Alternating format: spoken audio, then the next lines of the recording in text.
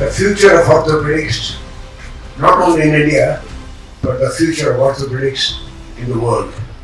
I wish you all the best and I pray that you succeed in your ambitions to be a better achiever, more achiever, and giving back something to the society. Wish you all the best. The very important thing is that you should continue your learning and never give up. I think you all are very fortunate to be the first batch which has occupied these chairs. The role of this platform is to make you achieve a level of perfection.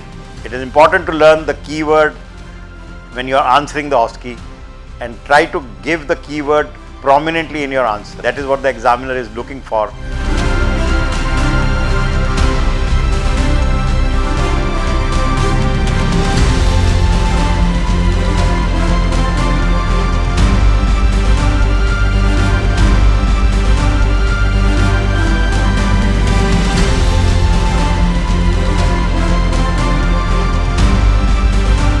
If you could clear one question out of this course, you can pass through that DNB exam easily. How was the session today for DNB OSCE yesterday? Yesterday it was very nice. It was like a rapid revision of our DNB practical exam, which will be on 27th and 28th.